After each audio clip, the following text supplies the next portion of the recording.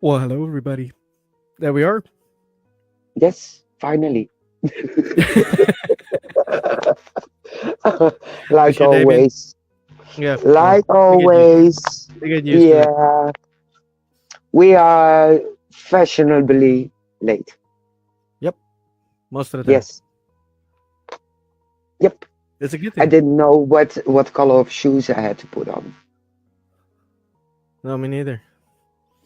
Ah, so that's the problem. That's bad. All right, it's starting already. We didn't even start yet. We're already having fun. So that's good. Yes, like we supposed to have. Exactly. Exactly. Hmm. Well, we do have two very nice guests, if I say so myself. Yeah, we do. And we've been on their podcast. Hmm. So let's bring them in, Kerry and Natalie. Yes, we are. Hello. Hello. Hi. How are you guys doing? We're okay Very now that we're finally here. Yeah. And for once, it wasn't me that was late either. So Hey, yes. we didn't say anything, eh? We didn't say I anything. put the blame on myself. No names at all, but yeah. All right, guys.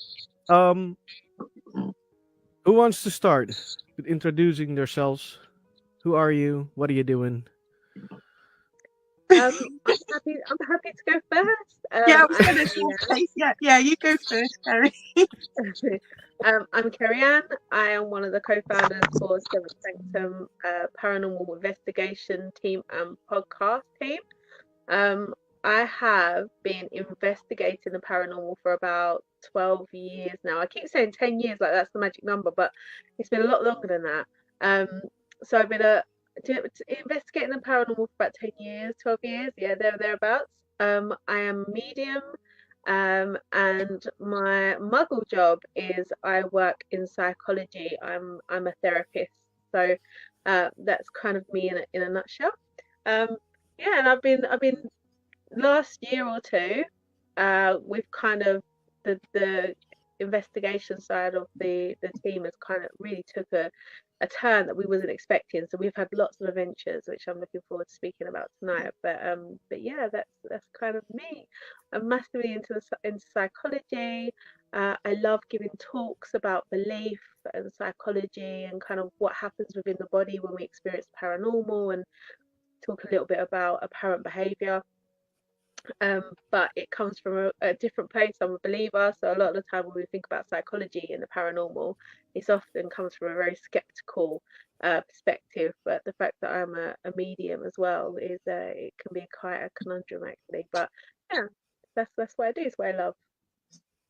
Good, cool. Well, we're gonna have a lot to talk about tonight, definitely, because I'm very interested in that. To know that, Mhm. Miss Natalie. Miss Natalie, remember my name. Yes, I do. Natalie's just exposing all of us tonight, isn't she? She's just exposing all of us.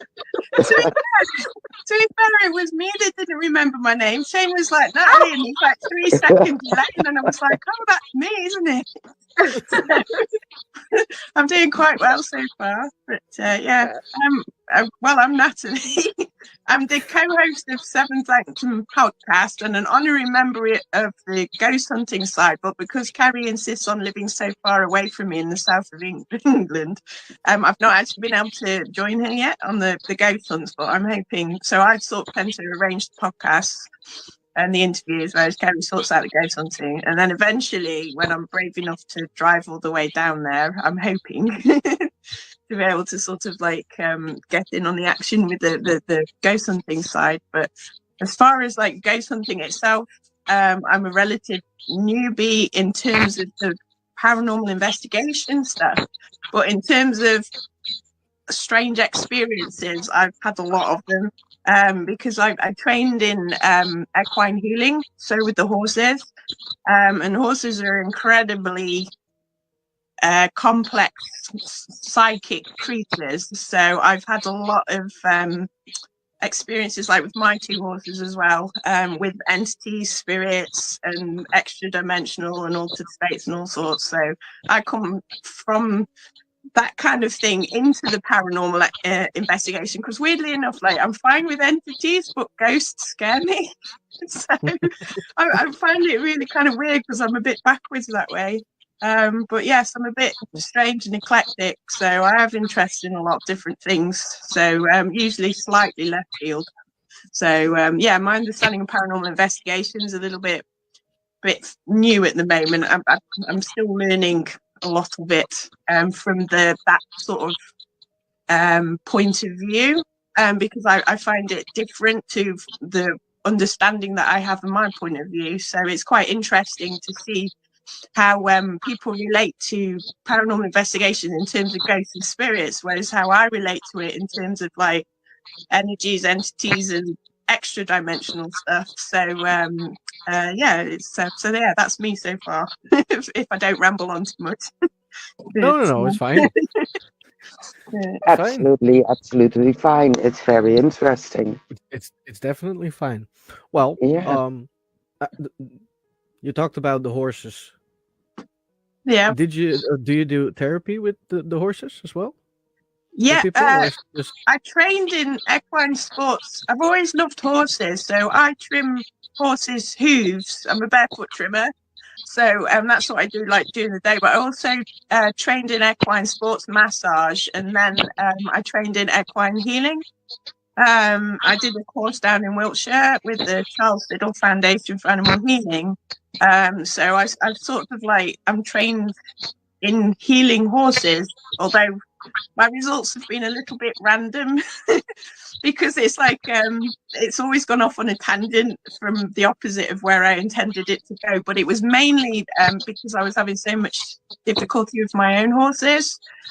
So you know, I also learned crystal healing and dowsing and things like that, as well as like hands-on and ley lines and you know, trying to balance energy fields and portals and things like that. So yeah, so sort of yes, therapy, but Cool. but for the horses, not like the equine assisted where it's like the horse is helping the people. Although my current horse is an ex-equine therapy horse. So it's been quite interesting for him to have the therapy for him rather than him trying to do the therapy on the people. So that's been quite an interesting sort of about turn. But yeah. The therapist get the therapist. Yeah, it's quite weird. I have to stop him flipping into therapy mode because every so often he'll flip into therapy mode. And I'm like, you don't need to do that. You know, so yeah, it's quite interesting. Cool. It is. Yeah, I never did that. I always was very interested in doing a therapy by a horse because I like horses a lot. Yeah. I can ride them as well. Never had a lesson, but I can ride them. That's what all men say, and then they get on. No, seriously, it's without joking. I can step up. I can step on a horse and I'm going. Okay. Yeah. Don't know I why. was going to say, most men are like, yeah, I can ride a horse, and then you get them on the horse, and you're like, oh my god, how do I stop it? How do I stop it? Somewhere I have pictures. Trust me, somewhere I have pictures. I don't know where, but I have pictures. I have proof. Yeah. Somewhere I have to look for it, but if I find it, I'll send it to you. Yeah, definitely. It's a long time to. It is a long time ago, but I know I can still do it. So yeah, I was very interested in doing therapy with horses. I never did it though. Yeah, I would like Maybe to try and do it like, you know, that way round, just to see. Because I mean, when I had my 2 horses, I used to find them quite useful feedback because like you'd have a bad day at work and everyone would be horrible to you, and you'd go up to the field, and if my horses were horrible to me as well, I knew I had the problem. But if my horses were nice to me, I knew it wasn't me because I take everything so personally. And it's like, and I always think I'm the problem. And it's like, so it used to be a really good balance for me to figure out whether it was, because obviously being intuitive, I sort of absorbed so much stuff anyway, even when I don't mean to. Yeah, it was an interesting way of balance, but they're so intuitive that when they're tuned in anyway and they're not shut down. Yeah. Yeah, they're so intuitive. It's Yes. startling actually what they can pick up. But yeah. Yes. Mm. Yes. Horses are cool for sure. Mhm. I Yeah, think they are horses when are They they're are. really not cool. being idiots. Scary, and sometimes. But Yeah, they can be. Yeah, definitely. Yeah. Kerry, Beautiful. how did you roll into the paranormal? So my journey started as a spiritualist medium. So I sat in circle for about 2 years. And anyone that's familiar with spiritualist movement, it leans quite into the physical demonstration of spirit. So there's a lot of equipment that's used also to research the paranormal. So there was a big crossover between the spiritualist movement and the way that they communicated. So with the spiritualist movement, it began with the Fox's sisters. It kind of brought about the more Victorian era of investigations, the parlor games, quote unquote, um, and the seances and things like that. And it's still very much practiced within the spiritualist movement. So I was taught transfiguration, and I was taught to use different pieces of equipment that kind of they crossed over. So it just seemed like a natural movement into understanding the spirit world and how we communicate with them in a way that could be a lot more objective. As a medium, your experience is very subjective. It's only what you can share. It's quite difficult as well when you're interpreting what you're seeing. There's always room for human error, which can be quite annoying. But with the equipment, it's more of an objective experience. So I liked that aspect of it, and that's kind of what drew me into the paranormal. And it's what's kind of kept me there as well. We've got some really interesting pieces of evidence, sorry, that we've gathered over the years. And some of it is, I look back now and think about my heyday when we first started, and everything was a ghost, and everything was paranormal, and everything was scary. Um, and I look back now and I kind of can see it through different, more kind of more objective eyes, I guess. Um, but nevertheless, we've got some really interesting communication and evidence and stuff using some of the techniques that were the origins are in the Victorian methods is within spiritualism. So that's kind of how I started, and it kind of naturally flew into each other, which was really nice. But then since then, I still am a practicing medium. My demonstrations are still within the spiritualist kind of formation, the way that within the guidelines of what spiritualist mediumship looks like. It's quite disciplined. But my path is more. I lean more into paganism now than I do with the spiritualism. So forever evolving, forever learning, and trying to kind of make sense of my world whilst looking at within the paranormal as well. So yeah, kind of where I got to today anyway. No, well, it's a good combination, if you ask me. Yeah, Thank you.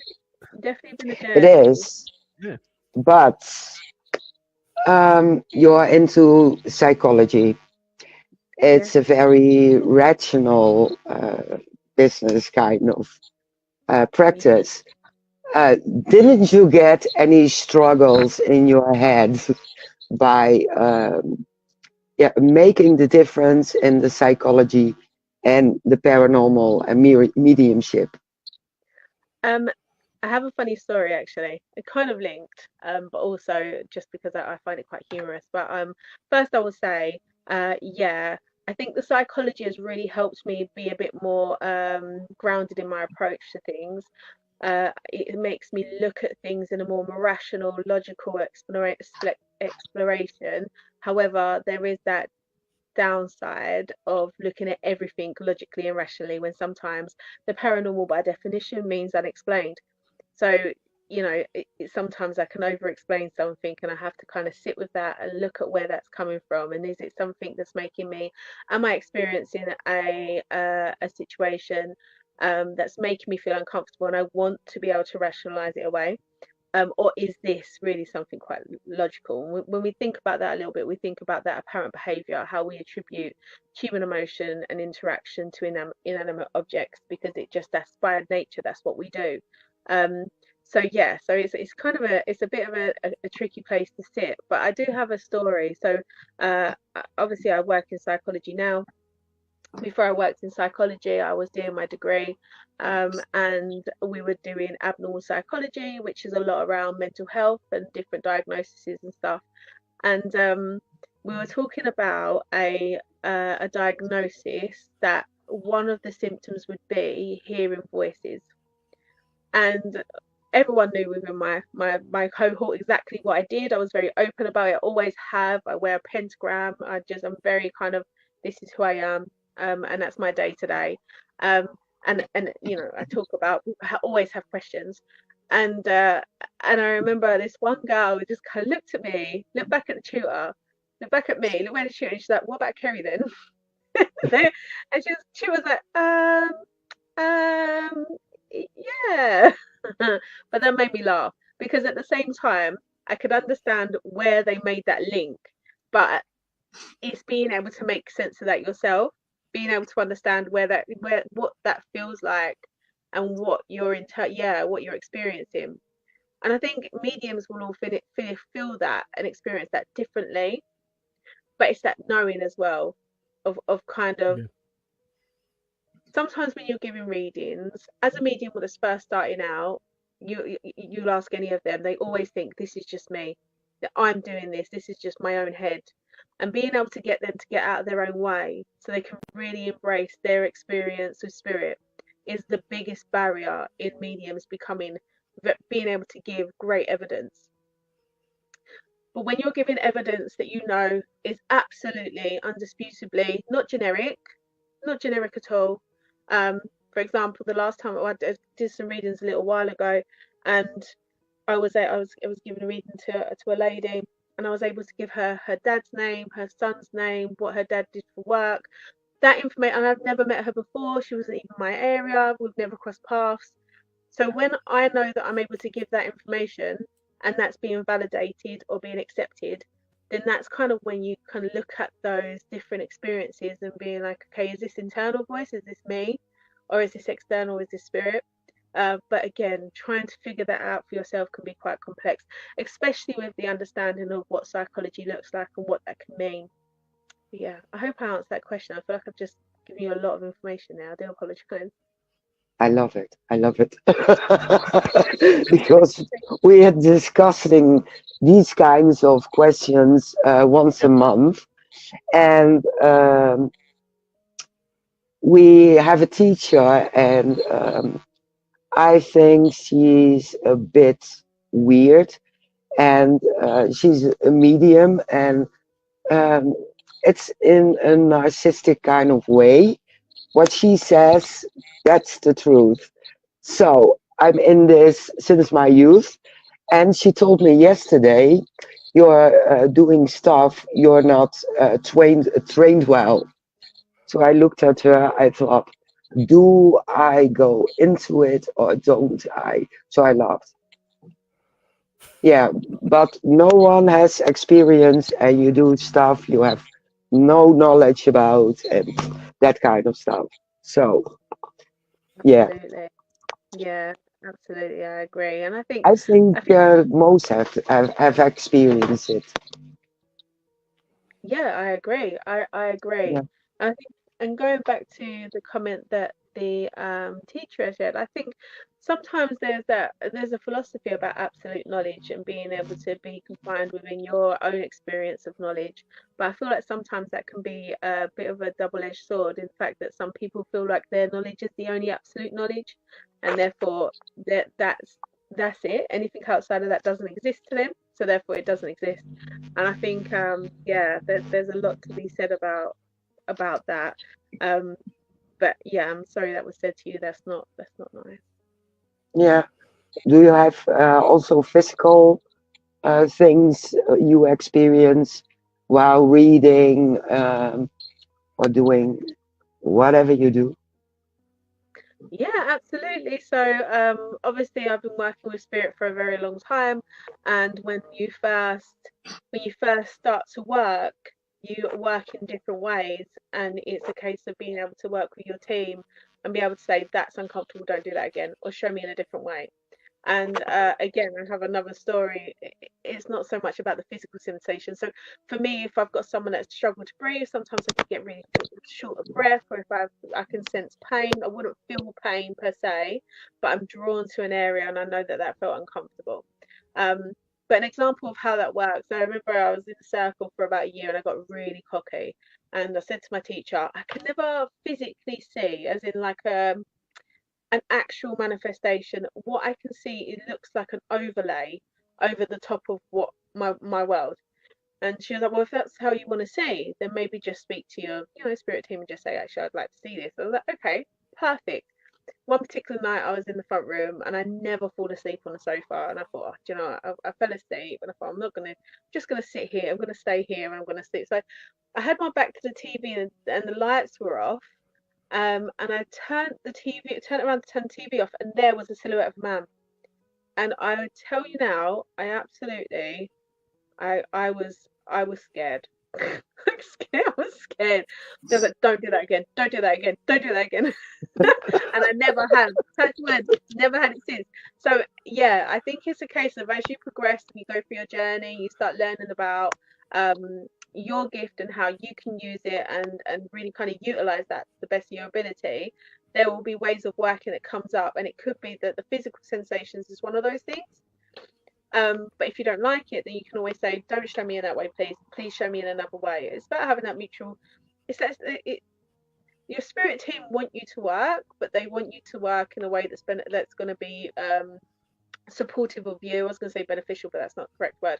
Supportive of you to be able to serve spirit in a way that is in the highest good. So there's lots of, with like spiritualism, there's lots of rules in terms of leaky mediumship, so just going up to people and giving readings, being really disciplined with how you're working, being able to shift from the psychic to the mediumship in a real kind of disciplined way.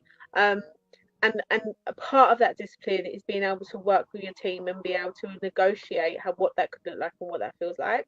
And that's kind of, where that's at. But some people will physically can see, or it could be that they hear, or you've got the clair senses. But everyone's different, and how they interpret that is different as well, which again can be quite complex, because then you have human interaction, interpretation, or human error, which can complicate that sometimes. But yeah. Interesting. Very, very interesting. Yeah. I know you have a couple of questions, Shane. I have enough questions, but I was going to say only 2 questions. I do have a question for Natalie now. God. Is there anything that in previous time that happened that made you interesting in the paranormal? What do you mean? Sort of like, as in, did you see something, hear something you couldn't explain, something you just still cannot explain? Well, I've always been interested in alternative things anyway. But I always used to say I believe in ghosts, but I never ever wanted to see one. So it's like, so I went through life trying not to see anything, but I was aware. My psychic abilities are a little bit strange and they're a bit random. So it's like we lived in a house in a 200-something-year-old cottage in the middle of Wales, and there was one night when we were in the middle of nowhere, so there's no street lights or anything, so it's dark outside, and I come in through the door, and I swear blind there was a shadow of a sheepdog rushed past my legs as I was coming in through the door. And but you sort of don't really think about it, because I'm intuitive, but I'm not naturally psychic. I have to work to be psychic, so it's like it's been a slow burn. And it was perhaps more when I got more into the alternative stuff with my horses that I started sort of noticing things more. Because by tuning into them in order to do the work with them, it's like I say, it was hard work and I didn't want to do it. but yeah, I've started seeing more and more and more stuff as I've gotten older. So I've had some very strange things happen. And I mean, we used to live in when I lived in Ashby de la Zouch. We've got the castle. I was around the corner from the castle, and the road itself was called Prior Park, and the place was called Prior Park down the road. And I woke up one night, and there was like this monk in a hood standing over me, and it was like, and I sort of woke up, and I just sort of went, "Go away." You know, when you're half asleep, you don't know. And it was only when my arm sort of went through it and I felt like an electric sensation up my arm that I sort of woke up enough to think, wait a minute, there actually is something there. And that has had loads of stuff in it. I had a spirit there called, I used to call him Wafty, because he used to waft around and all you'd feel was this breeze. And everyone was like, "Oh, you know, it's a Jordan house. It's old, and it's got drafts." And I'm like, "Since when does a draft?" Just before my alarm clock used to go off, I'd get a draft go that way over my face, then it would go that way over my face, come back in the opposite direction over my face, trying to wake me up before my alarm went off. And I used to sort of do high five with him, and then you'd get this cold breeze on your hand. So, you know, and I mean, I've seen stuff as well. Like I've seen, like with the horses, I've seen horses that have passed away sort of come in and channel through the horse that's in front of me. And that's quite strange. I've seen it happen a few times, and I've seen things come over horses as well, because my last horse had an entity attachment. And you could tell when the entity was sort of coming over him because his eye would change shape and everything, you know, his face would change shape and everything. So, yeah, I mean, I've had loads of different kinds of experiences like that. I mean, I could go on about that for ages. We had, I moved my horses to a new field, and I was standing there sort of doing like a little protection grid around the field. And there was this shadow thing came whooshing out of the hedge. And you know, when, like Kerry said, you think you're imagining stuff. My horses were both standing either side of me.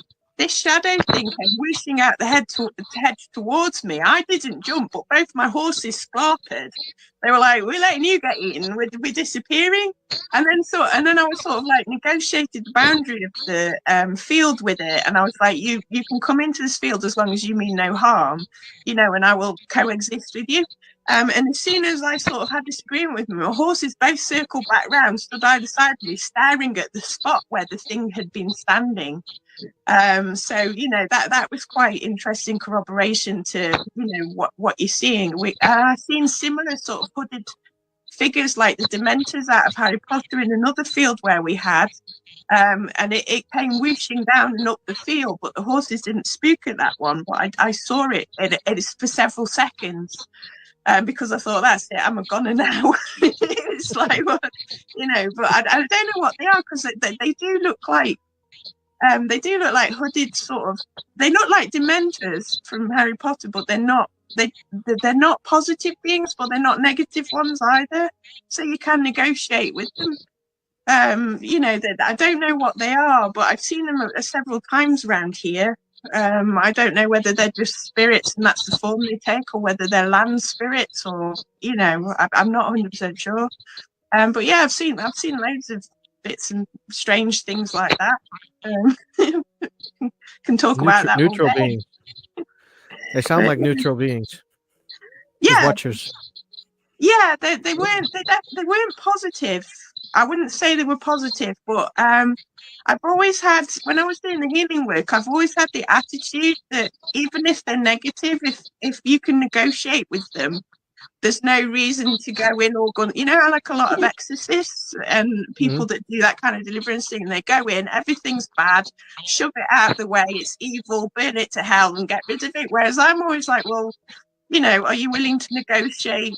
You know, do you mean harm? Or if you don't mean harm to me, I'm happy to coexist with you. But if you do mean harm to me, I've got to live here, then we're going to have an issue.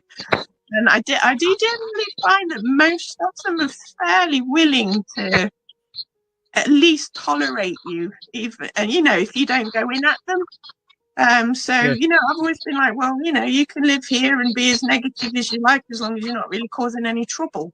Which sounds a bit strange, but, you know, most of them are quite willing to I mean, we've got spirits in the woods near me, and it's like, you know, and I was starting to feel more and more uneasy after lockdown, because I think most of the spirits kind of fled into the woods, and I was just like, can I have permission to walk here? You know, and it's like, because I was starting to see more and more things there. And, you know, the answer I got was like, yes, we can give you permission to walk this path, but we can't agree that, we can't promise that everyone will agree with that. So you do have permission, but just show a little bit of caution, which was, again, quite interesting, because that's when I started seeing sort of like, I saw a stick man thing in the woods. I don't know what it was. It was about 10, 11 foot tall, walked in the path about 200 foot in front of me, and I was standing there trying to decide which path to go down, and I just saw this thing walk across the path in front of me, and I was just like, please don't look at me, please don't look at me, please don't look at me. And it walked a little bit like everyone says Bigfoot walk, but it was tall. It was almost like tree-like, and it was pixelated, so you almost couldn't see it, like it was a cloak, you know, like it was cloaked almost. But I actually stood there for about 5 or 6 seconds watching it walk in front of me, and I was just like, I sort of backed away very slowly and tried not to run. It sounds, I don't know if Kerry Ann knows what it is, a woodland spirit. Yes. Well, the funny thing is, I called it Stickman. I came home that night, and I was listening to a urban fantasy audio book, and literally, like, I'd sat down with my cup of tea, and she was like, oh yeah, about she mentioned Stickman, and I was just like, I had to rewind it and listen to again, because she was like, oh yeah, the Stickman, that some of the Native Americans call the forest spirits and the Sasquatch and Bigfoot Stickman. And I was just like, I called it Stickman just off the bat without even thinking about it. And I was like, oh boy. And then I was like, well, I'm all right, because there's no Bigfoot in the UK. Except that I found out that technically there is. And I'm 40 minutes away from the main Bigfoot place, that Cannock Chase. So I was just like, yeah, that's enough for me. Thank you very much. I've seen you. Thank you. Yeah, you know. Yeah, because I'd started leaving like flowers and things in the woods as like little offerings to try and keep the spirits happy. So I think that's why I saw it, because I'd sort of like, you know, the forest was accepting me a little bit, but that was one step too far, like Kerry says about being one step too far to what you're willing to see. And I was just like, that's a little bit too much for me right now. It's like, but yeah, no, it was very interesting. It was definitely an experience. And like you say, when it's not just that funny, right, several seconds, and you're standing there watching something moving in front of you, you can't rationalize it as, you know, I'm making things up, I've just glanced at it. It's a little bit more, you know, it lends a little bit more credibility to it. But yeah, so that's the principle I work on with things like that. It's like, if they don't go away when you look away and look back, they're still there, then they probably are. But yeah. I'm sorry, I missed the part because my internet was like, bye. I thought only the stream froze a bit, but you can hear me like I had last week. No. My Wi-Fi was like, go fuck yourself. So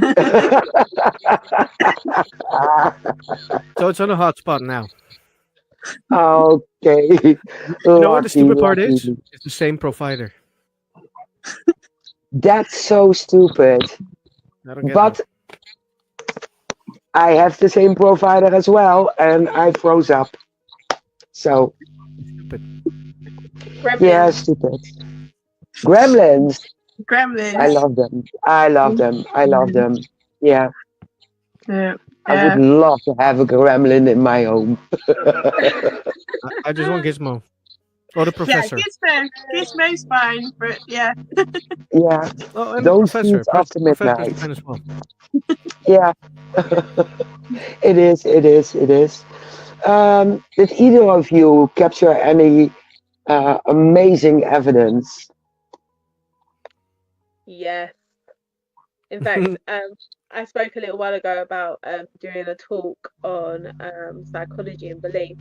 Um, so about 10 years ago, I was part of a team called Stranger Than Fiction Paranormal. It was the UK sister team to the American team that was based in Arkansas in the US. And we had happened across the location one day in Kent, in the UK, and it was a really out of the way pub. It was called the Red Lion. There's lots of Red Lions in the UK, and this one it's in Charing Heath. And we just popped in and spoke to the landlady and said to the landlady, I would love to investigate here. And she said, absolutely, yeah, come along. Fantastic, wonderful. We went there, and the pub itself was really old. It dated back until World War One, I think. It had been a bakery, it had been a postmaster, it had been a hotel, it had been a stable yard, it had been so many post office, so many different things, and it ended up as a pub. And then this building was so old that when you went upstairs and walked the landing, it was like hills. It was just wavy like this all the way through. And one particular night we had done an investigation. I've got the recording of it, of the actual investigation itself as an audio. And I talk a lot in my talk about what happens in the body when we experience something paranormal. So there's a guy called Matthias Klassen, I think his name is, and he does a talk about the ancient fear system, which is essentially what we talk about in psychology when we think a little bit about CBT and the bodily responses to anxiety. But essentially, the ancient fear system speaks about how we respond to the external internally by using the same responses, the flight, fight, freeze response, or fight, freeze, fawn response, that we have had since cavemen. So we've had them since the beginning of time, and obviously cavemen had danger around all the corners, so they had to keep themselves alive, and that's what they do. But we still have this, so we need to prime it. So essentially what Christian was saying was that we find adrenaline provoking situations to prime this, so that if we need it, we can use it. That's why you see all these people traveling all over the world to these haunted houses that only 20% can get through, but it's always oversubscribed and fully booked. So yeah, so we was talking a little bit about this in my talk, and I talk about what happens in the body. We get, when we get the cold chills, that's when the body is coming from the kind of helping us cool our skin down so that we can be more resilient, or can we respond quicker. We get a heightened sense of hearing, vision. Our heart rate quickens, our breathing quickens, because we want to get oxygen to our muscles so we can run. So all of these things happen.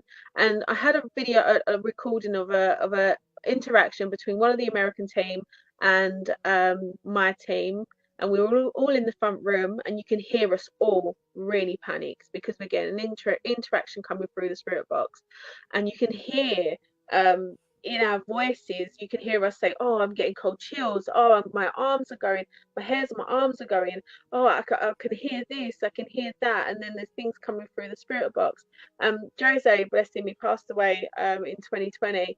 He was joining us by like a video link on a tablet, and he was set up next to another team member, and all of a sudden you felt this real big draft come in, and both of them at the same time grabbed the back of their neck and started saying, get off, get off.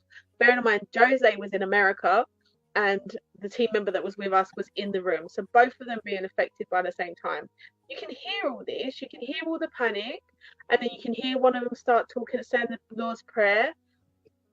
As the Lord's Prayer is being told, you can hear the spirit box, someone going, stop it, stop it, stop it.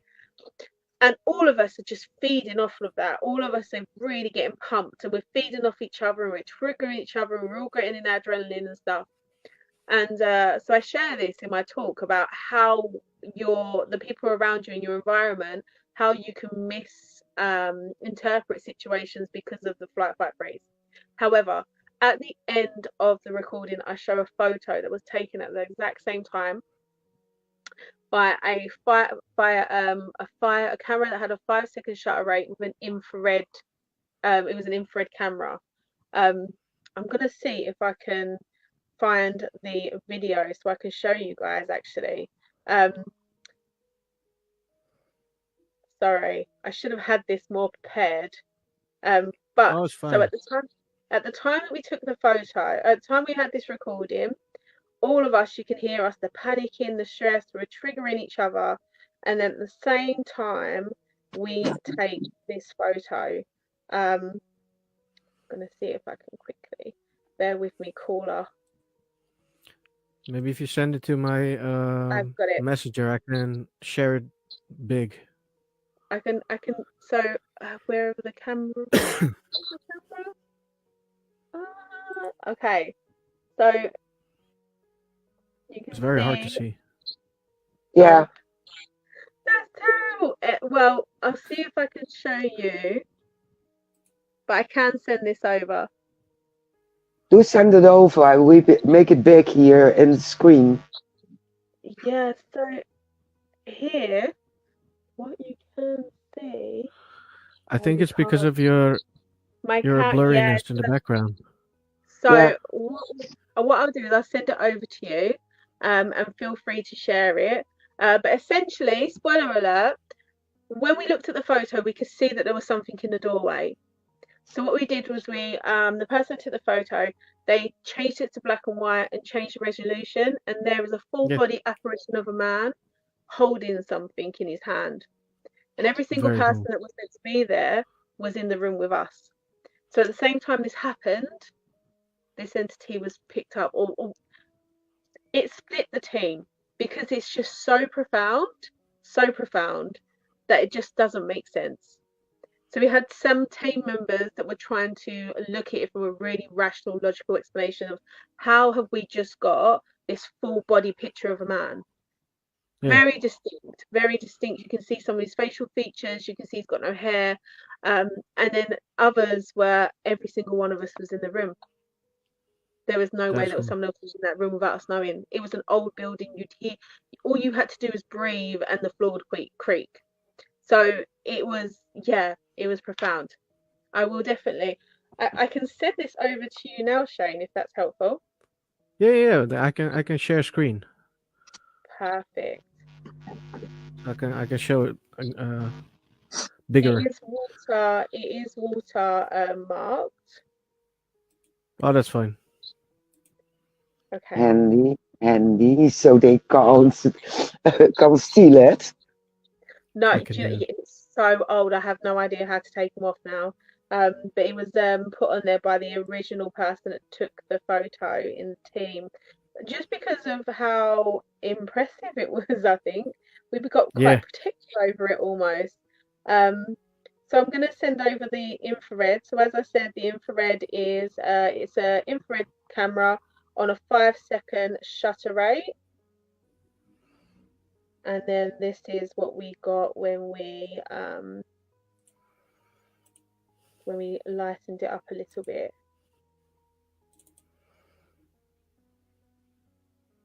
let me see. All sent over. Making a mess out of things. Ah, there we are. That one's a good one. There we go.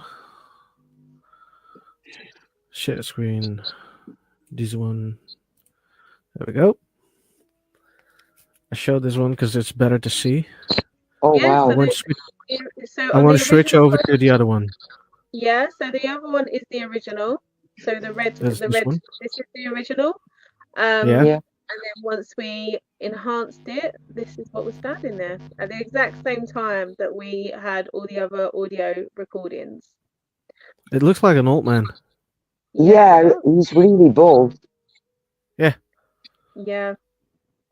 So But this with a is cloak on? It's a well, great we picture. actually at the time we were communicating with a woman and a gentleman, and there was a bit of a communication between the woman and the gentleman. The woman was very much, help me, please, help me. The gentleman was like, no, stop, she cannot go, she cannot leave. So it was very, very kind of intense. And at the same time, we had the interaction between Jose and another team member where they felt that energy. So what you're looking at there is a door front. So you're looking from the front room through the door frame of the front room into the bedroom that's next door to it. So we were sitting in the front room as this was all happening and taking place. So Cool.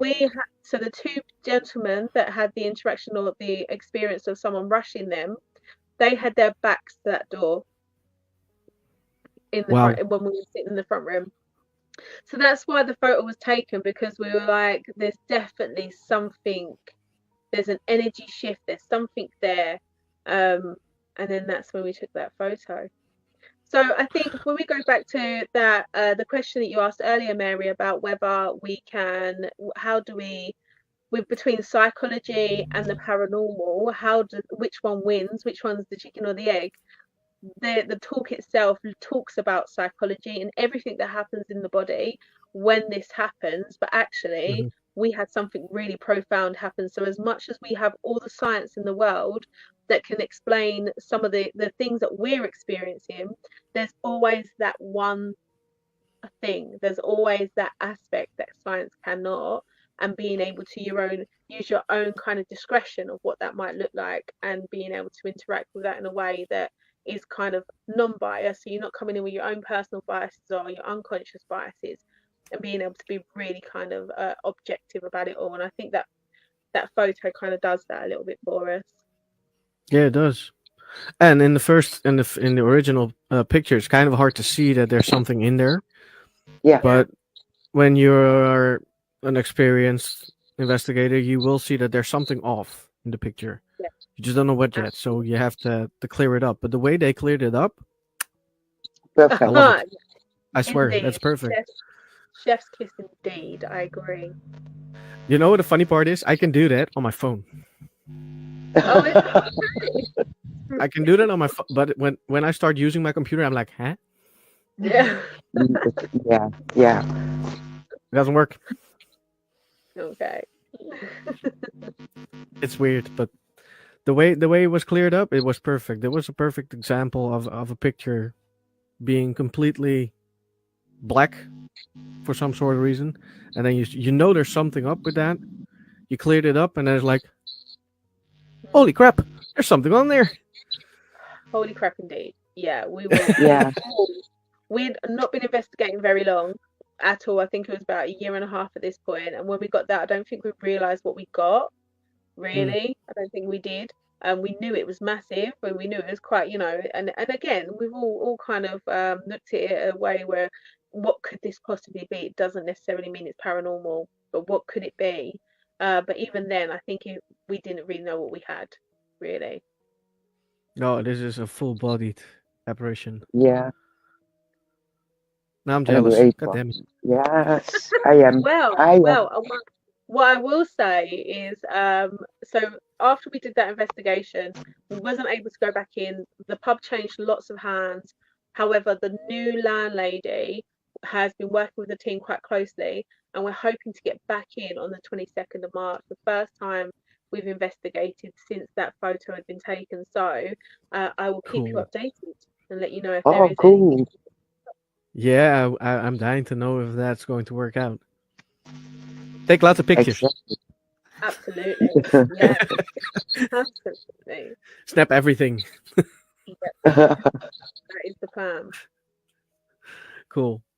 There was a question in my head, and I have to think about it. Stop laughing. I know my name.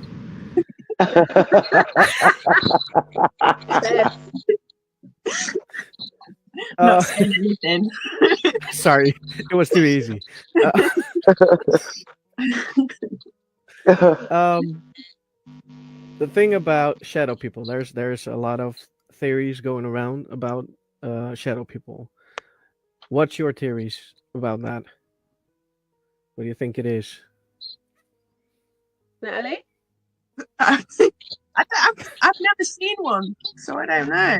Because I don't know what they mean by shadow people. Because to me, there seems to be two or three different kinds. So there's the really black ones that are like ink black, and they seem to sort of like almost like the ones that wear the hats and stuff. Or are we talking about sort of beings that are like very dense and look like shadows, because that's the thing that has always confused me a little bit with the shadow thing. Because I mean, to me, I always find that things with very strong spiritual energy come up white, and things with lower spiritual energy tend to come up darker. So I don't know whether they're just things that don't have a strong like spiritual vibe to them. The really inky black ones, I have seen one that went across the road when I was driving home from work one night in the dark, and it was like an ink blot, but it bounded across the road like a rabbit. That was weird because it was like 2-dimensional.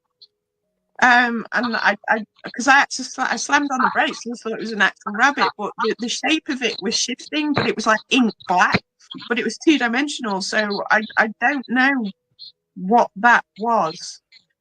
Whereas like with the denser paranormal things that are shadowy, I tend to think just have a lower spiritual vibration. So it's like when everyone says like white light's good, I don't tend to believe it, because I've just found that things with a lot of spiritual power radiate white energy, whether they're good or not. So it's sort of like, so I'm not 100% sure, because I did wonder like with some of the shadow beings whether they were like other not human things. but I don't know any more than that. I can't really, because I don't have any experience of it directly either, other than that like weird rabbit thing that crossed the road. But it was 2D, and that was weird because most of the entities I've seen seem to have a substance to them, whereas like that particular thing was definitely like flat going across. So it's weird. I can't describe it. So yeah. So no, I'm inconclusive. Inconclusive. I've had an experience with the Shadow Hat Man in my home.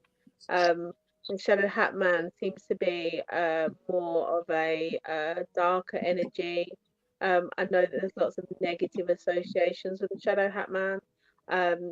It wasn't me that see the Shadow Hat Man, but it would be my youngest daughter whenever she was having a big emotional outburst, should we say, as a young person, as they do. She'd often say to me, "Why is Abraham Lincoln standing outside my door?" I was like,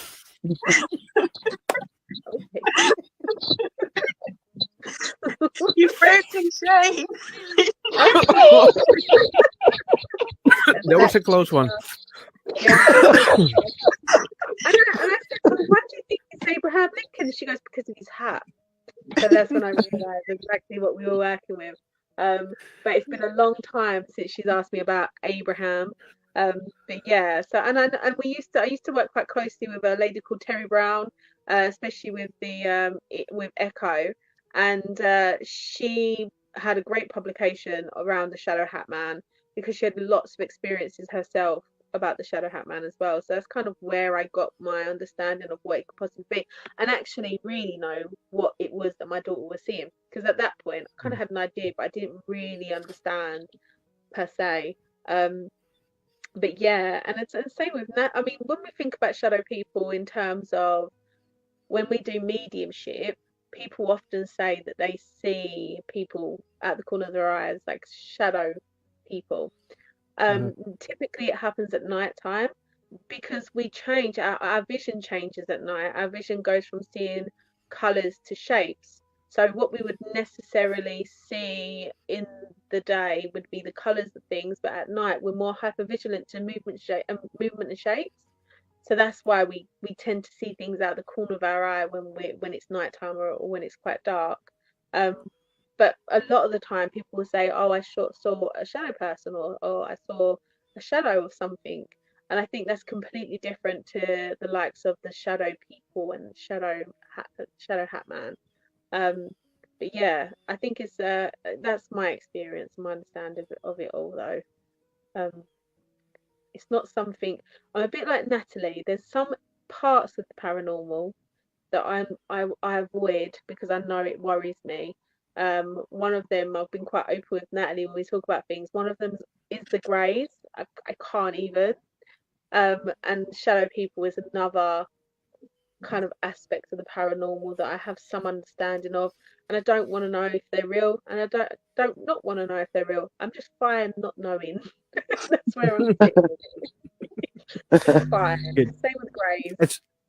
We'll keep it like that. Yeah, yeah, Yeah. yes, We'll keep it like that. yes, Yeah. absolutely.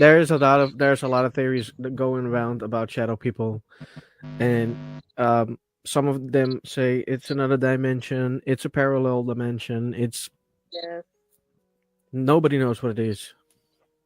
Some people say it's evil, others say like Natalie says, it doesn't have to be per se evil, could be someone low energy. That's yeah, actually a good one. I actually never heard that one before, but it's a good one. It's a very good theory. So yeah, it could be anything. yes, Yeah, because if absolutely. you think about it, it's like, I don't know if you've ever heard, I can't remember what the theory is.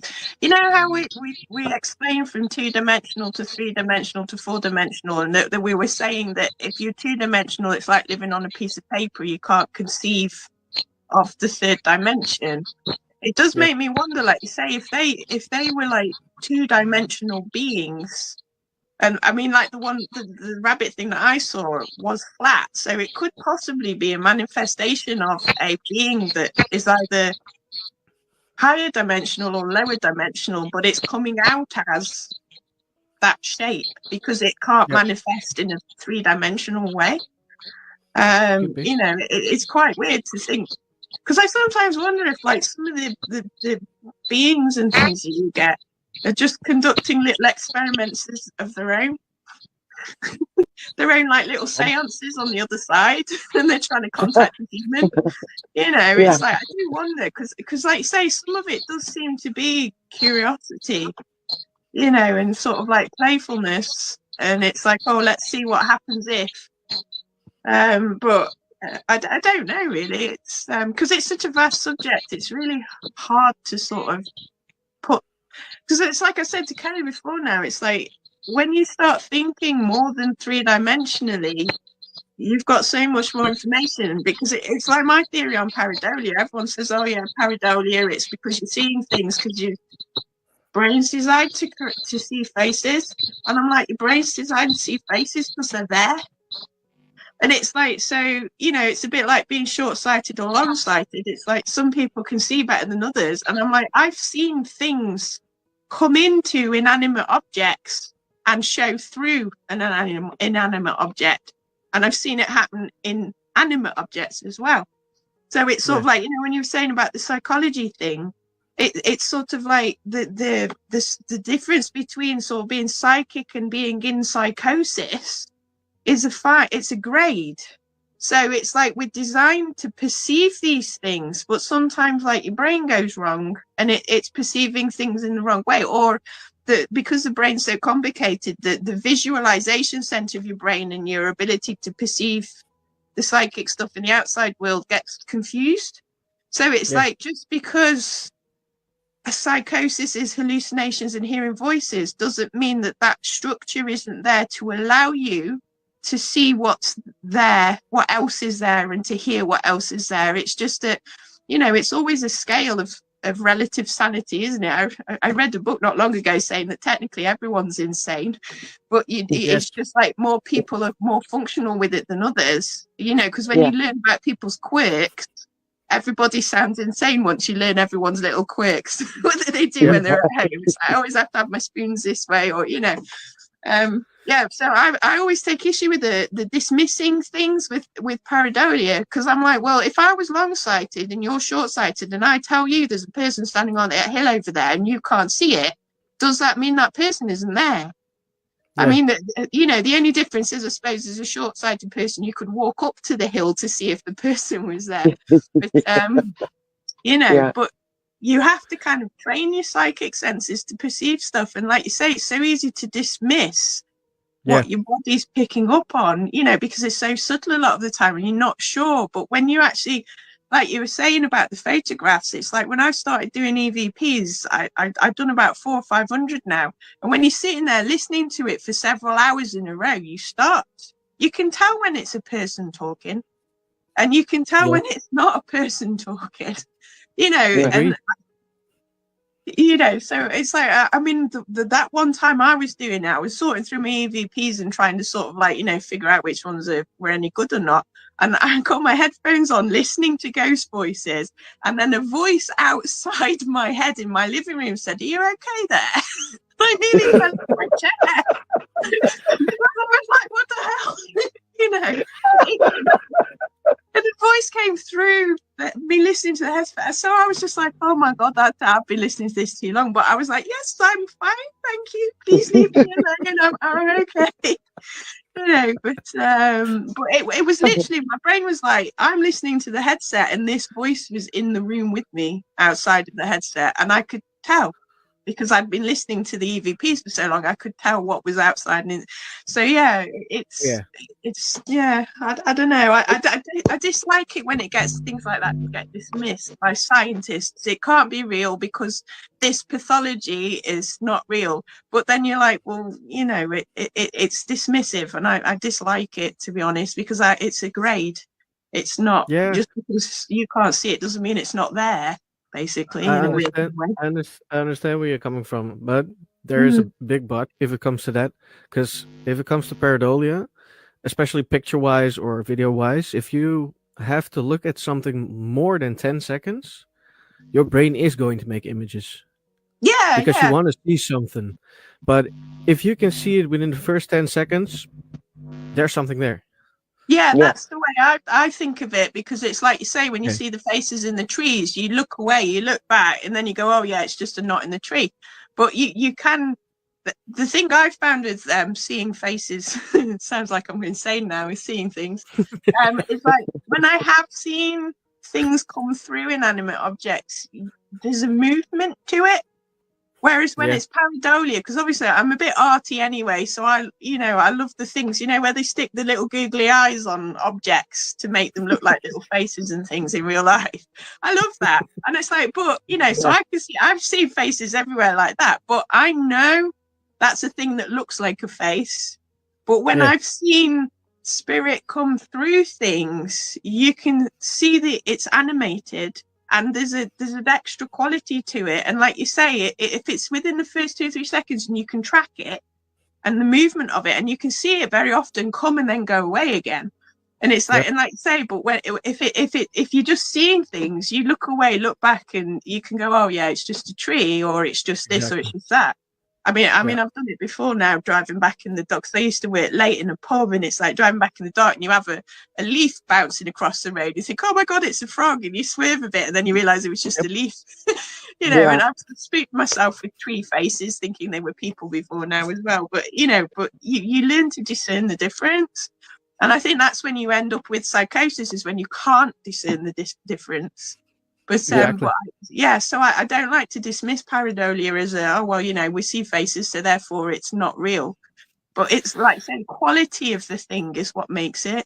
I think that like you say, you just, and the stacking of coincidences as well. I found also, I tend to be more take it more seriously when the coincidences stack up. So like Kerry said, you have multiple people have the same thing. You've caught the camera, you've got the EVP, you've got did everybody see that thing? If you've got like 5 things all at the same time, it's more likely than if you've just got one person going, oh, I got touched then, and then nothing else. It doesn't mean it didn't happen, but I think it lends more credence to. So I always look for like the coincidence stacking to sort of try and verify things a little bit. Exactly. Yeah, agree. We did. We still don't have Carrie Ann back. I don't know what happened. I think she lost her internet or something. I don't know. Yeah. I sent her a message about what happened, but she didn't even read it yet. So okay, maybe the internet is down. Big issues. Yeah, I think she has some big issues. Okay, let's stop podcast. No, no, you don't have to ask her that. You have to wait. I had a question. Why? You talked about your horses having attachments. and you could Yeah. see the shift. Was there a behavioral change as well, or just the shift in the face? He was a bit of a difficult animal anyway. So originally I thought it was just him, but after over a period of time, the more I got into the paranormal stuff and the better I got to know him, I could sense. I never felt safe around that horse. So the attachment was always there, but when it started interfering, I could tell, because his face would change. There'd be a sense of danger and unease, and odd things would happen. We were in a field one time, and I had a feeling that like he wasn't quite himself. And I actually saw I'd got a long rope on him, and the bottom of the rope was on the floor, and I actually saw the rope lift up and twist itself round, and then it got caught around his leg, and I actually saw the rope moving on its own, and it was the freakiest thing. And then of course he spooked. And there was another time where I saw something behind him kind of like jump at him as I was going through the gate, and he spooked. And it's like, because he used to seem to spook very unpredictably. And then as my psychic bits start getting better, I could usually tell when he was going to spook, because there was a sense of change in the atmosphere around him. And his like I say, his face would change, his attitude would change. He'd get more unpredictable and more dangerous. And it's like after a while, like once I started to notice that, I was laughing at it, going, "Oh yeah, it's your passenger now, isn't it? You know, my monster's gone away, and I'm dealing with you." It's like, well, you can still work. It's like so I used to just say I didn't like it once I started doing that. But yeah, so I mean, it was harder to pull apart with him. With some people, it's easier to see the change in them. But yeah, with him, it took a while, because again, you know how the exorcists say that people with interference will very often hide their eyes and their faces, or they'll do anything they can not to look at you so you can't see the entity in them. He would always hide behind his forelock, his fringe. And if you tried to move it away from his eyes, he hated it. He absolutely hated you being able to see him. Could never take a photo of him either. I'd either have battery drain, or it'd be blurry, or you know, he'd move as soon as the shutter. I've got almost no photos of him because I just couldn't seem to take a photo of him, and that also was quite a strange phenomenon with him. But yes, yeah, and him, after a while, once I got to know him, I could tell the difference. And I always used to check to see his eye would change from big and round to almond shape. And you'd sometimes see a light in his eye that was not like a twinkle. It hadn't, like I say, a spiritual intensity to it. So yeah, it was a very complex creature. Yeah. Yeah, I could talk about that for hours. All the different things. We still have time. Oh, I was going to say, he used to. I find like my horse now, likes. Well, my horse now probably doesn't like collecting things, but my other horse with the entity attachment used to collect things. And it's like, so I was constantly having to clear things off of him. So it would be like spirits, smaller entities, shadows. You know, it just he used to accumulate them, and he didn't like letting them go, which made me wonder. Which is again quite left field. I'm pretty certain he wasn't a horse in a horse body. I'm pretty certain he was a human in a horse body, and he was quite possibly an occultist in a former life. And that's why he got the attachment, because and why he was collecting things, because he was collecting things, you know, like magic, some of the magical schools, they use entities for power. And it did make me wonder if he was still kind of roundabout doing that in this life without sort of realizing it, that he was collecting things together for the power, and that the entity attachment might have been an entity that he was working with magically in a former life. And it's just sort of taken over. I did think in the end it was Set, actually, one of the Egyptian gods. but I didn't know that until after I lost him. Which is also what made me think he was an occultist in a former life, because the attitude he had was very egotistical. Everyone says horses are beautiful and pure and angelic. He wasn't. He was very Machiavellian. Very Machiavellian. I have never met a horse like him, ever. Don't want to meet another horse like him ever either. But No. yeah, it was fascinating and a very steep learning curve. Very, very steep. But Cool. yeah. That Quite is an interesting horse. interesting. Yes. Yes. Just got a message from Kerry Ann. She is on her way back, but her tablet was resting on her laptop, which fell off. Turned off the page, got her out of the live. And now she has to reboot that thing. So she is coming back in a while. Oh, okay, lucky. Persuade her to use. I've been trying to persuade her to start using StreamYard, and I'll never persuade her after this. Nope. Me and StreamYard seem to be friends, touch wood, but I think Kerry's having. Not a chance. Not a chance. If you're used to use Skype, it's a bit different. Yep. Yeah.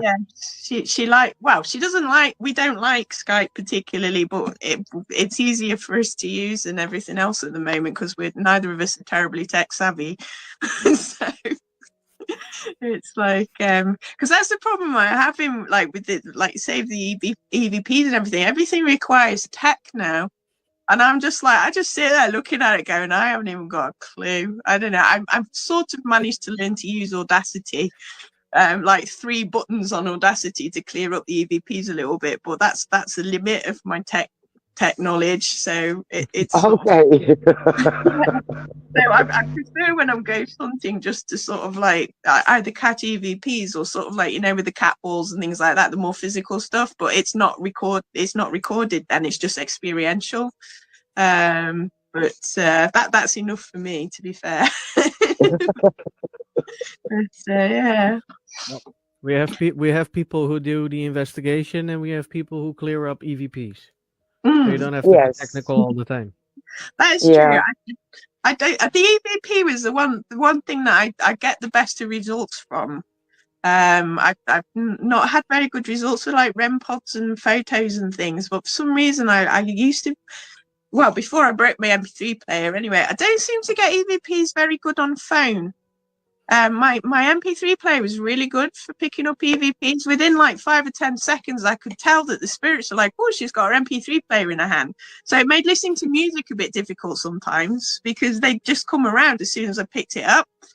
But since I've broken it, I've tried on my phone a few times and not really got anything other than like very, very vague stuff. And so I'm not really sure whether to go back to trying to find an MP3 player or to persist with my phone. It's quite strange because I had a camera that used to be good at picking up orbs, but I've not been able to get orbs on any other camera since. So I don't know whether they've just decided not to show themselves anymore because they've proven the point, because they seem to do that quite a lot with me. Once they've proven the point, they tend to do that. Yeah. So it's, because this is what makes me laugh with Kerry. And she's like, oh, you just tell your guides, what format you want it. And I'm like, I've not had that experience. The spirits get what they want. So I don't know whether it's because I'm a bit more pig-headed. And I'm like, la, la, la, la, la, I'm not listening. And they're like, we'll make you listen. If you don't listen, they don't listen. Yeah, seriously, I started taking this seriously when... how everybody's sort of mainly introduced to the paranormal via Ghost Adventures, and that's how I learned about EVPs and things. So although everyone hates that Vegans, the early series did prime me for it, to not be freaked out. And I used to sort of, where I worked in the pub, I used to listen to Ghost Adventures while I was doing the ironing for the bed and breakfast. And I was standing there one day going, the blooming spirits, I was watching an adventure. I wish I could find the episode now. They were in a big hotel somewhere, and I was like sitting there thinking, the spirits are pain in the arse, and they like playing jokes on me a little bit, and they'll set up a joke, and I said, they always get what they want. And as soon as I thought that, Zach Bagans was like, what did that EVP say? And I think it was Aaron, was like, it said Natalie. Who's Natalie? Is there a Natalie in this hotel? And I was like, I've literally just thought the spirits are playing a joke, and they have literally just said my name on a random episode of Ghost Adventures that I just happened to be listening to at the exact same time I thought it. And I was just like blown away. I was just like, I hate you all. I hate you all. You're playing jokes on me. And I keep meaning to find the episode again just to see whether I was hearing it. But they said that the EVP at the same time said Natalie. And they were like, Natalie. And I was like, I know exactly who Natalie is. Ha ha, very funny. Thank you. And yeah, so it was just like, after that, I was like, I need to start taking them a bit more seriously, I think. Otherwise, they might prank me a bit more than that. And I don't. Oh, yes. If they can set up a long-term joke like that, it's I was like, I better take them a bit more seriously than I have been doing. So but yeah, because everyone takes them so seriously, and there's some of the jokes that some of the spirits are actually pranksters. So They are, yes. Yeah, Yes. I find it a lot on Ouija boards. I don't know if you find it. I tend to get a lot of, I don't tend to do Ouija boards because I kill them, but I did the few that I've seen on ghost hunts. I'm sitting there thinking, we had one at a school. They were doing this Ouija board, and they were like, "Oh, who's there? It's a German soldier," and they were going, "Oh, you know, it's a German soldier from the war." And I was like, "Yeah, okay." And then he was like, "What's it? What's your name? What's your name?" And it was like Terry. And I couldn't help myself. I was like, what German man's going to be called Terry? You know, and it's like, as soon as I said Terry the German soldier, they all looked at me, and I was like, are you actually listening to yourself right now? It's like, that is not a German name, and it's not that I'm aware of anyway. But as soon as I called it out, it went cold around me. And I was like, uh-oh, I've spoiled its fun and I'm now in trouble. It was freezing around me. It was not happy with me at all for calling it out. But nobody questioned it. And like you say about the discernment and everything, it was like, I mean, I know it was a paid ghost hunt because I've not done many private investigations because obviously being a newbie, I was just going on local ghost hunts just for the experience. But I was like, nobody sort of questioned it at all. And I reckon it had been playing with them for the last 10 minutes, just pretending to be different people. You know, and it's sort of like, and I think it was then, the day after I did that ghost hunt, I had a dream that my goldfish, one of my goldfish from my tank, came up the stairs and stood in the doorway of my bedroom. And it was hovering there about 4 foot off the floor, my goldfish. And like in my dream, I was like, oh, that's Piney the goldfish. And then it just went, woof. Honestly, it woke me up. I was like bolt upright in bed. And I was just like, what the hell was that? I was like, that wasn't a dream. And I reckon that whatever it was that I called out, they've been playing games on the Ouija board and followed me and thought, I'll get it. And then I learned about the I don't know what they called it. They prankster. I don't know what they call them. Are they prankster spirits or something, or jokers? You know, a little bit like the Coyote character where he's playing jokes on everyone. And I reckon it followed me home and was like, I'll get her. I'll play a joke on her. And it's like, oh my God, it woke me up. It made me jump. So I was just like, that was something fun. That was taking the mickey out of me again. So, yeah, that was a few years ago, and it still makes me go now. Yeah, I can understand that. Yeah. I am going to look at Kerry Ann. Yeah. Whoa. Is she back again? No, not yet. I've got to keep coming up with stories. I have no idea where she is, though. Oh? Where are you? Hello. Yeah, they leave me. Because everyone's going to know I'm crazy. Oh, Mrs. back. It won't let me join the link. What? What the heck? Crap. Is that because we are too far in? I don't know. It's not supposed to do that. I was going to say, I don't think so, because normally you can join StreamYard at any time, as far as I know. Because, like, I'm gonna send it from the episode itself. Maybe it works. Why is it? I'm not going to curse online. I don't want to curse now. Shall I bleep it away? Yeah, we need to I make can. I can. Bleep, Just not bleep, in the bleep, live. bleep. Or no, I'm gonna do a Jenny like. Just a second.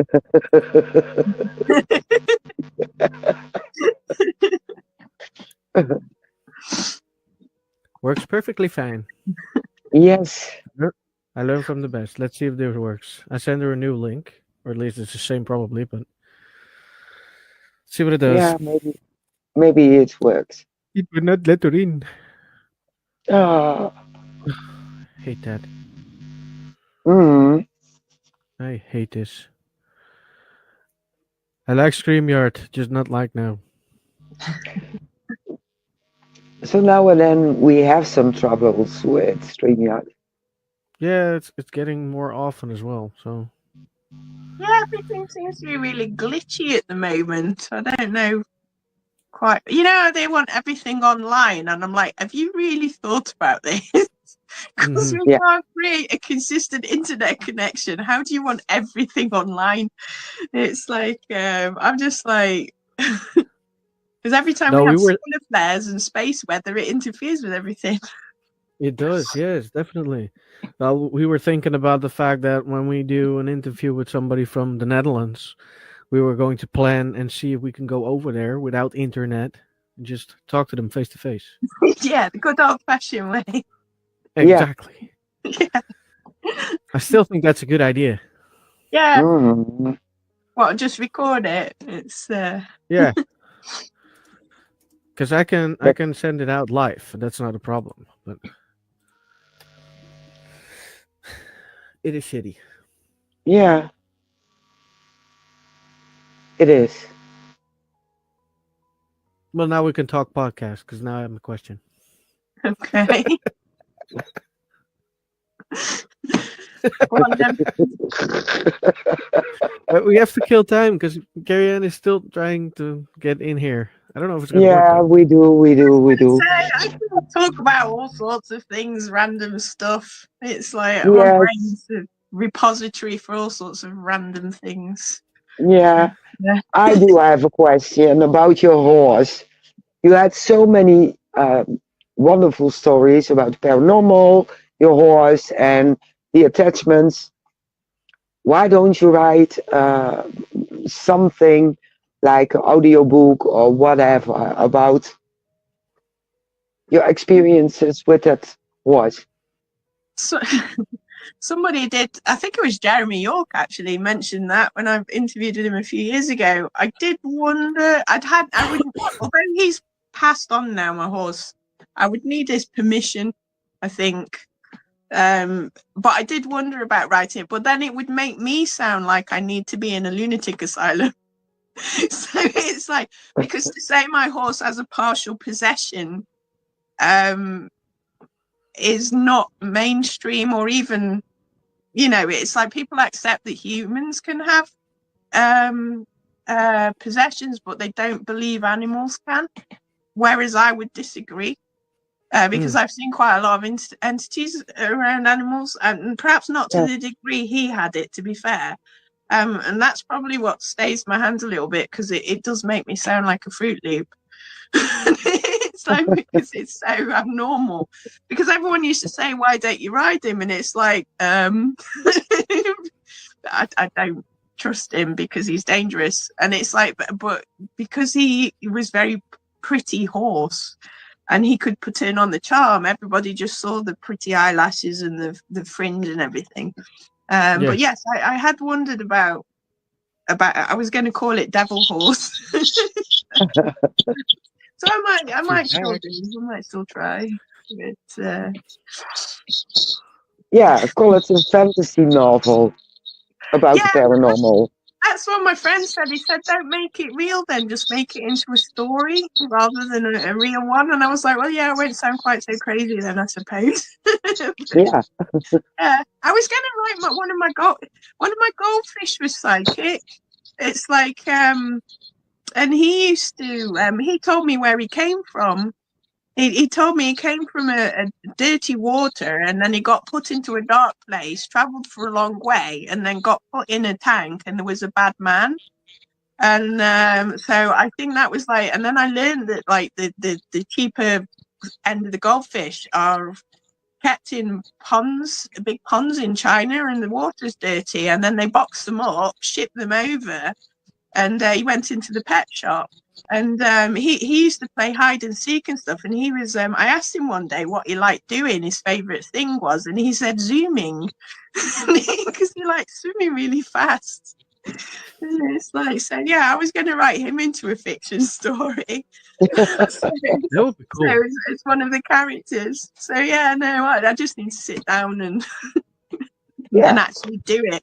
That's the problem with writing, isn't it? You have to actually do the writing rather than thinking about it. Yes. Yes, But yeah, definitely.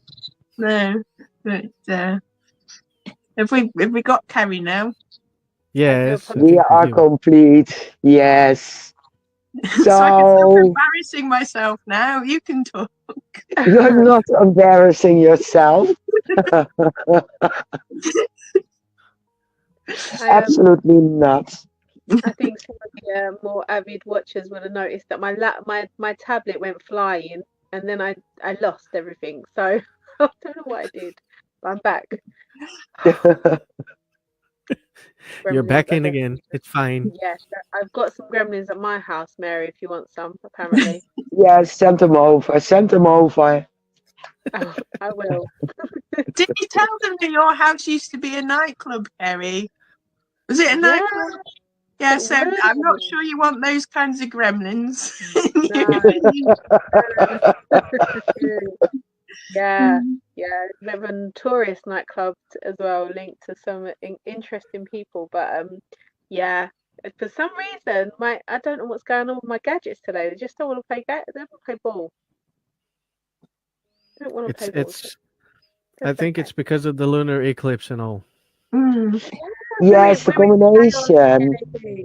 Yes, we are. Yes, and the Mercury integrates Retrograde. retrograde. Yes. Oh, that would explain a lot. I was thinking today I need to look up Mercury retrograde because it's starting to feel like Mercury retrograde. You know, everyone says astrology doesn't work, and yet you look at all the problems you have in every single Mercury retrograde, and it's like there's no way that isn't a thing now. It's like It if is. you track it, it's so definitely a thing. Yep. Absolutely. All right. Great. Shall we continue on about your podcasts? Yeah. Let's do. So our podcast has been running for about a year and a half now, thereabouts. We aim for fortnightly podcasts, and we do a big kind of eclectic of different people coming on and just having some real gentle conversations. And when I say that, there are often conversations without boundaries, so no real structure and kind of seeing where it takes us. And yeah, with some interesting characters, we've covered things like equestrian healing, as Natalie has said before. We've spoken about Bigfoot. We've done talks on geomapping. We've spoke about John Wayne Gacy. We had one of the investigators with John Wayne Gacy. We spoke a lot about that. Yeah, a lot of our guests tend to come from the States. We recently interviewed Ray from Flamoon. I can never pronounce. Flumery, that's it. It's a management company that works with some of the bigger paranormal investigators that we often see on TV from the States. That was a really interesting talk. But yeah, demonology we've covered. Yeah, a bit of everything really. Yeah, the only thing that I can't find at the moment, if you know anyone, is an alien person. Because I don't know if Kerry's blocking me because she doesn't want to talk about aliens. But I can't. I haven't come across anyone alien orientated yet to get a UFO. To get the UFO side. But yeah, that's one thing that we haven't covered yet. I think is. Uh, That's not what's great his to do when you're name? a podcast with Kerry. Mike. You saying that Robinson. terrified of the Greys ever since X Files. So I mean, X Files really scared me with the Greys. So to be fair, I think the day you're going to cover this one, Carrie Ann is on vacation. I am. I'm booked that day. I'm already booked that day. No idea what the day is, but I'm booked. So you Fully have booked, sorry. suddenly No. stop working. Yeah. Is there any guest that you were surprised said yes to do an interview Most with? of them, I think. I think so. We've managed to speak to some really interesting people. Some people that are well known, some that aren't, but they all bring some really fantastic things to the table. A real kind of exploration of topics. I think if I was to, not so much with Seventh Sanctum, but with Echo, we spoke to Dave Schreider from the Holster Files. Now I have, within himself, he's a very fascinating man, but I have a real interest in Hans Holzer, simply because he was the parapsychologist who used mediums, which is really unusual for parapsychologists to use mediums. He investigated, should I say, the Amityville haunting with Sybil Lake, who I absolutely adore. Sybil Lake, who was a self-proclaimed witch from the UK, who did works with Aleister Crowley and had some real interesting stories about her. She kind of helped to she put out a false horoscope because she knew that there was an important person within the Nazi regime that followed them quite extensively. She put out a false one, and it led to his capture in the UK. Other than the fact that she's just a badass witch who really did just not, she didn't conform. She spoke about it openly, especially at a time when we were still being prosecuted or persecuted, should I say, for belief systems. She did it so proudly. There was some really fascinating stories. So they all kind of entwined, and all roads led to Dave Schreider, and he was a really interesting guy, but also had lots of insight about Hans Holzer and some of his workings, and had some which you can find on YouTube.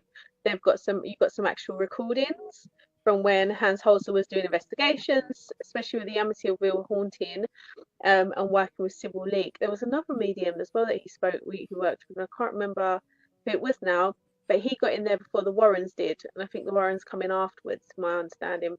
But yeah, so I found that quite interesting. What about you, Natalie? What's that? Sorry, I've lost the track of the conversation. Interesting guess. A guess that you were surprised to say that said yes.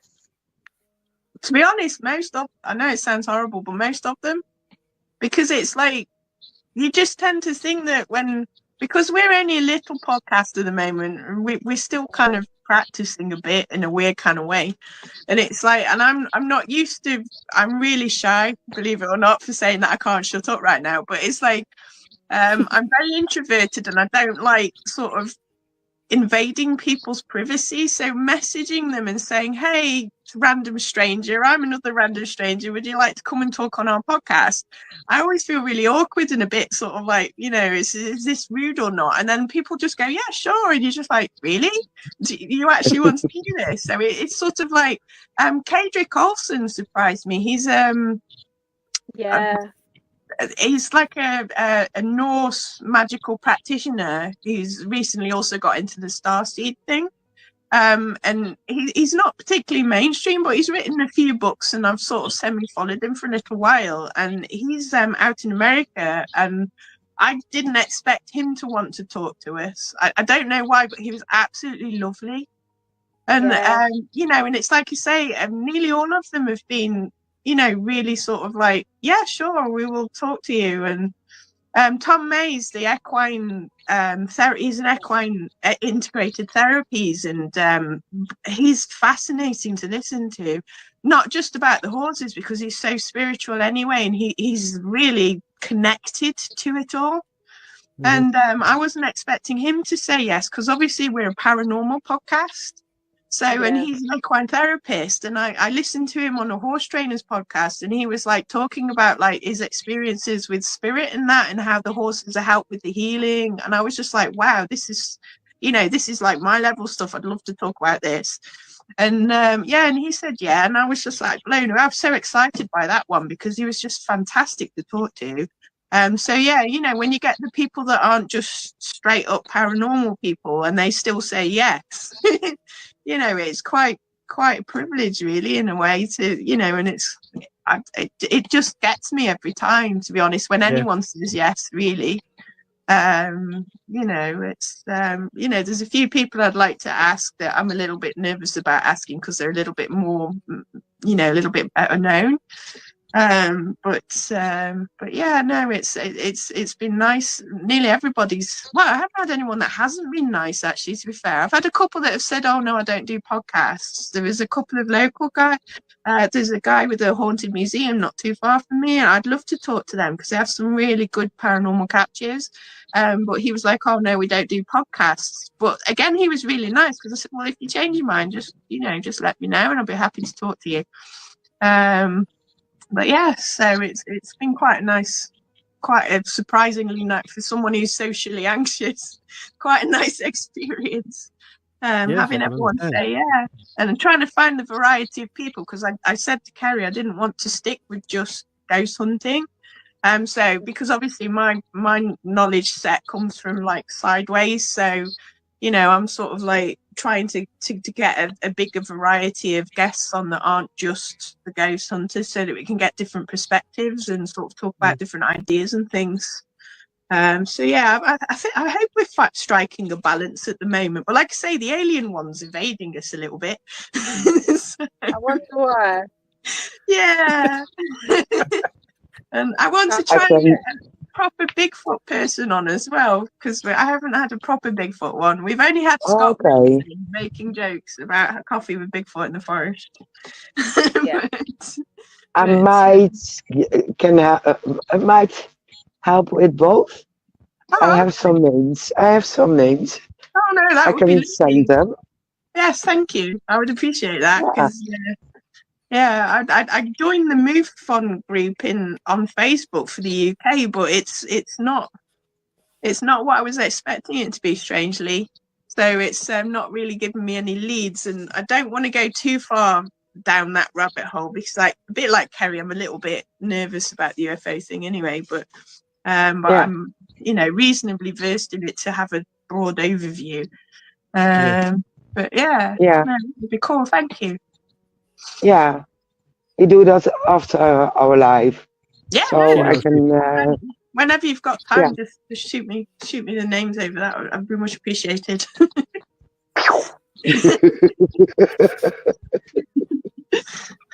Not literally. That's messy. Don't shoot me literally, obviously. It gets messy. Don't do it. Love it.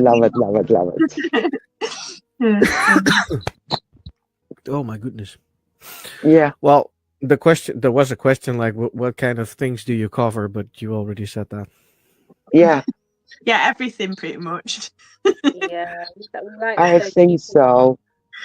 Just one. Who came up with the idea to do a podcast? Kerry. Probably me. It's Kerry's fault. Yeah, it is. It's Kerry's fault. What I will say is, I started the podcast. I did the podcast solo, and that's quite difficult because it's nice to have someone to bounce off of. And before me and Natalie actually did the podcast, I think me and Natalie had only had maybe 2 conversations. Yeah, I was on Echo group, wasn't I? I was in your Echo group, but I didn't really I think I'd asked you because you wanted to practice your readings, so I think that was the only time I'd messaged you as to get a reading, like a mini reading off a photo, so you could practice, and that was it. So she sort of knew of me-ish. Yep, but sort of didn't. But we've been quite lucky because I say so myself. Me and Natalie have got quite a good rapport. I feel like we work quite well. Our energies really match. So it's always been quite successful for us in what we wanted to achieve from the beginning because we seem to balance each other quite nicely, which was a risk because actually we hadn't really spoke in person, as in we'd not heard each other's voice until I phoned and was like, "Do you fancy doing this then?" And that's how it all began. Yeah, because you put a post on Echo saying, "I'm doing a podcast, but I don't want to be on my own. Is anyone interested?" And you'd got another lady, but she kept sort of like delaying, didn't you, I think? And then I was like, well, I've interviewed a couple of times on Things Network with them on 13th Dimension and with Clarissa. And I was like, oh, I might try. So, yeah, I said, well, okay. And then we sort of set up a thing with the three of us. And I was like, well, I'm not sure about this. I feel a little bit sort of overwhelmed with it. And then the lady just disappeared, didn't she? The other lady just completely disappeared. And I was like, well, do you want to carry on anyway? Because, you know, and I felt it's a better balance, to be fair, right now. Because like you say, we sort of like the same, we've never met in real life either. So it's like... You know, so it's been quite lovely being able to do something with Natalie that we both enjoy. And also I think what I find quite interesting is we're both very different. So we both have different interests. We bring that to the table, so it's a more diverse kind of topic base. Whereas I think if it was coming from just my interest alone or just Natalie's interest alone, mine would just predominantly be paranormal. Wherever I'm talking to some really interesting people that I would never have known before.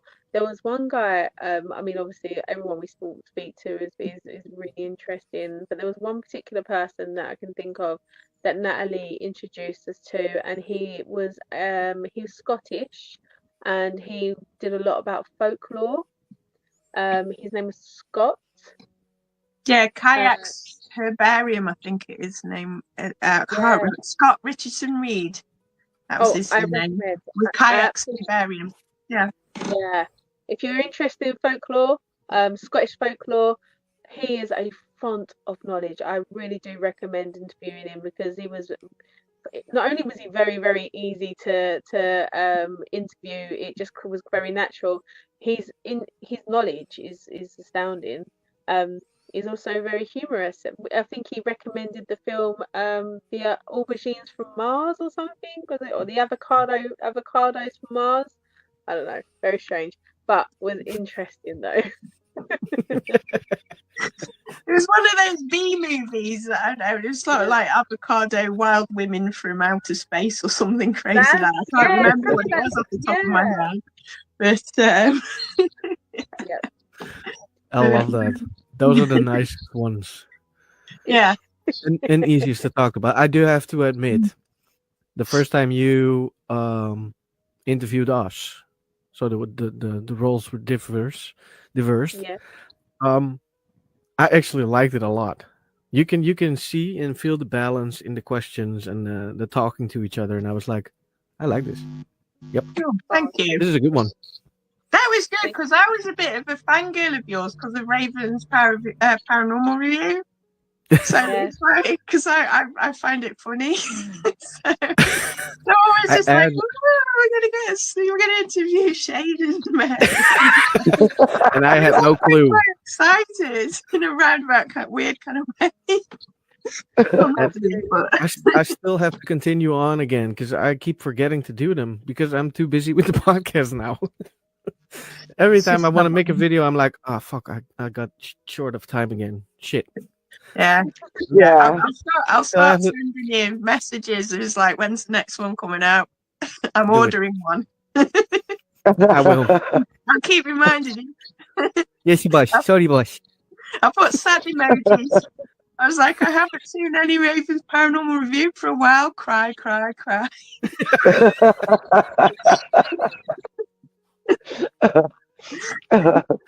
I have to look at them again. I have to start them again because Yeah. I do want to do the videos again, like the ghostly videos, but I do want to do other teams as well because I like to review other teams and see how they do their investigations and would I do the same or would I do things differently. I like doing that as well, so I have to decide for myself. I think that's quite interesting as well because as we said before, like as I've said before, the journey your kind of your experience of the paranormal is so unique to you, and when you're in it, it's hard to see outside of it. So to be able to explore it from a more out of the bigger picture kind of perspective, I think it gives a little bit more clarity. It's like It anything, does. when you're in it's really hard to lead with your logical mind. But Yep. actually, on the outside looking in, you have more chance of being able to be a bit more unbiased about the experience because you haven't got that emotional investment to that interaction. Yeah. Because we are all looking for evidence of the paranormal. That is what the holy grail, being able to get some kind of real meaty evidence. And then when you feel like you've got that, you want that to be the reality of it. So sometimes it can be a bit hard to be able to take a step back and look at it in a more kind of rational, logical way. So having someone from the outside looking in, being able to apply that gives the opportunity for better perspective, I feel anyway. Yeah, it does. Yeah, 'cause from Definitely my does. own point of view, I was like, I was never looking for evidence because I'd got enough of it. So I don't feel the need to prove it because my life worked a lot better when I stopped questioning it. It's like because most of my life I've like people have been like, you can't do that, you can't think that, it's not real, you're crazy, blah blah blah blah. But my life works better when I just accept it. Yep. And it's like it's yeah. So I've never been. I mean, I question it. Don't get me wrong. It's like I've got my little checklist of am I going crazy or is it really there? But at the same time, I don't quite. This is the thing I was saying about the paranormal investigation side of things. I find it strange that everyone's so hell bent on the evidence, whereas to me, it's so obvious that it's real. Yeah. It's like I don't need to question it. But I suppose we're trying to verify it for others in a way, like but then I feel like sometimes we're justifying it. It's like, it's like you will never ever persuade a skeptic. So it's like, but then it's nice to do it for each other and say, like with Kerry's photo, it's like, oh, we've got this photo, and you're like, wow, that's amazing. It's a validation. But so I sometimes think we sort of need to, I don't know, because I've, like I say, I've as a non-paranormal investigator, I just don't feel the need to prove it. But that's also personal experience, I guess, as well, because it's like, trying to prove it and justify it has actually caused me more trouble than just accepting it and going with it and saying, if I get evidence, that's fine. But if I don't, I still know what happened. I'm not going to question it in the same way. Yeah. But yeah. Over the years, I've been thinking about exactly that. I don't have to prove it to anybody else but myself. I know it's there. So I've seen enough, but I do want to prove it to people who have trouble in their houses, for example, and think they are going crazy. So I can tell them, look, this and this can happen, and this and this did happen in your house, and then they're like, "Oh, see, I'm not crazy." Yeah, and that for me, it's the satisfaction that I did help people. Not go crazy. Not go crazy. To be fair, yeah, because like you say, I mean, you only know whether you're crazy or not by experience, don't you? It's like once you've encountered, for most people, they encounter maybe one, because everybody's got a spooky story, haven't they? Everybody. I don't know anybody that doesn't have a ghost story, but like you say, for them, it's like a one-off encounter, whereas like, it's like when everyone says, "Oh, if you got a ghost story," and I just look at them and it's like, "How many do you want?" Some people are ghost magnets. So yeah, it would be nice to have just one ghost story and then just live a nice, quiet life. like, Yeah. without being bombarded. Never gonna happen. Yeah. No way. That sounds like the spirits on the other side. That talking that does. It's just like, we can't do it. Never gonna happen. Yeah, but to be fair, I forget about the private side of the paranormal investigation, because it's not just about, it's about domestic investigations as well, isn't it? It's sort of like Yeah. I forget about that side of it, to be fair. But no, which is fair enough. Yeah. Mary, do you Yeah. have some questions? Hey, Scotty. No, we covered everything, I think. Yeah, we have And the only last question we have. yeah, where can we find your podcast? So we are part of the Paranormal UK radio network, and we are on their stations and channels across all streaming platforms, including Spotify, YouTube, Audibly, Spreaker, Apple Music. Yeah, we're all over the place. So we are part of, as I said, Paranormal UK Radio Network. There have got lots of different shows on there. We're just one of them. But that's where you can find us. We've got one that's due to come out actually, which I think is our pre-record of the show that we did with you guys. I think that's correct. I think No way. Natalie in control, because I get it wrong. So we have that coming up, which we're really excited about. We really love doing that podcast, and we talked about quite a lot of stuff in that as well, which was really good. So yeah, so we have that coming up as well for us. So yeah, but that's where you can find us. That was very quick. I found the link for your Spotify. Nice, thank you. Yes. So that's shared out now. Oh, Yeah. thank you very much. Do send it to me as well on WhatsApp. Yeah, and maybe we can, after you add it, we can also share it on our own Spotify, so we have more listeners for you. Perfect. Yes. Oh, thank you. Yeah, Yes, because we will share the links everywhere. So that's going to be Okay. I'm giving you extra work. So tell me something I didn't know. There goes my review again. I was going to say, I think I need to be talking to Mary and not you about my lack of review shows.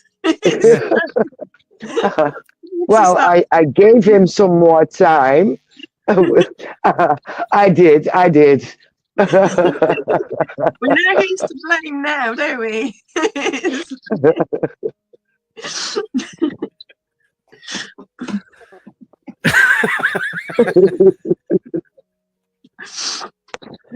No. It will be fine. It will work out some way, somewhere, sometime. I will find some time. I'll be old with grey hair, and I'll be old with grey hair in the nursing home waiting. Yes. Probably. I lost my hair already, so not because of me. Not because of me. She said it first.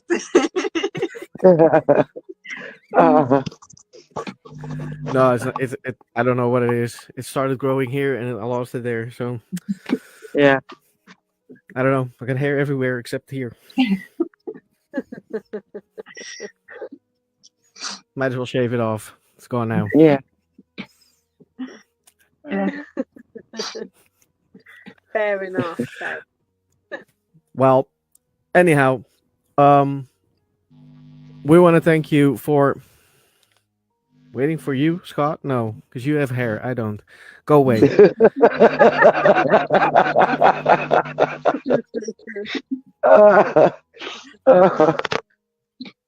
No, I love you, Scott. Anyway, we want to thank you, you two, for being on our show. So we reversed the roles. No worries, pleasure, absolute pleasure. Yeah, it was very great to have you guys. Yeah, definitely. And I loved hearing about everything you do. So like I said, the roles were reversed. So now you're on the Thank you. podcast.